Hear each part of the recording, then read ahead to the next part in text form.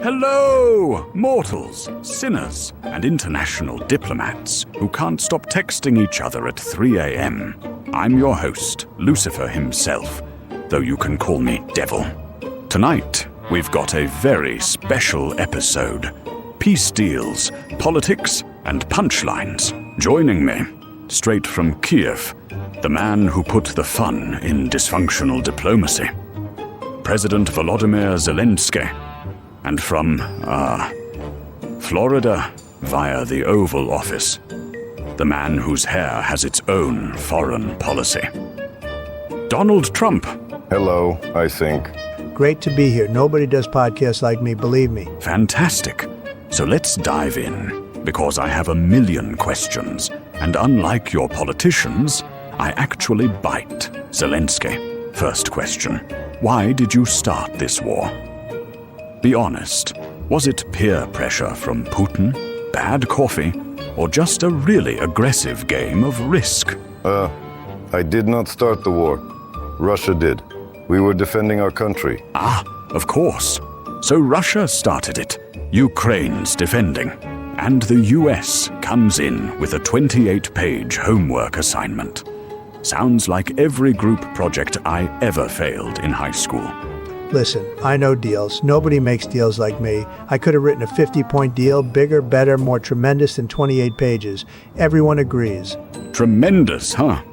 Zelensky, your thoughts on that? I appreciate the support, but the deal asks us to give up territory, reduce our army, and not join NATO. It's complicated. Complicated? That's like telling a toddler. You can have ice cream, but only after you give up your toy, your nap, and your imaginary friend. Exactly. I mean, I'd handle it differently. I make deals where everyone wins. Russia, maybe a little loss. Ukraine, maybe a little win. Tremendous deal. But the problem is, Trump, you said everyone wins, and in reality, Russia is taking Crimea. Oh ho ho, already drama. Zelensky, speaking of drama, how do you feel about Europe and the US? Are they your knight in shining armor, or just sending emails and praying for the best? They help with weapons and sanctions, but sometimes I feel like we're getting more advice than actual action. Advice is free, Zelensky. Action costs a little more. Like, say, billions of dollars. And that's why I'd have done it better. Maybe a wall, not a border wall, just a metaphorical wall around problems. Tremendous metaphor. I'm not sure how a wall helps a war. See? This is why I love hosting. Someone has a wall idea, someone has tanks, and I have popcorn. Speaking of popcorn, Lucifer, have you ever considered running for president? I hear you're fantastic at debates. Honey, I own debates. But tell me, Zelensky, between Trump and Biden, who do you think is more helpful or more entertaining? Biden is steady, Trump is very loud. Loud is good. I love loud. Trump, you approve? Loud? I'm the loudest. Nobody's louder. They tell me, Donald, you're too loud. I say, fake news. Perfect. Zelensky, take a wild guess. How many times do you think Trump's hair has had its own peace talks without him? Haha, too many. And that, my friends, is the true enemy of world peace. Unruly hair and overconfidence. I'd like to comment on that. No, you wouldn't.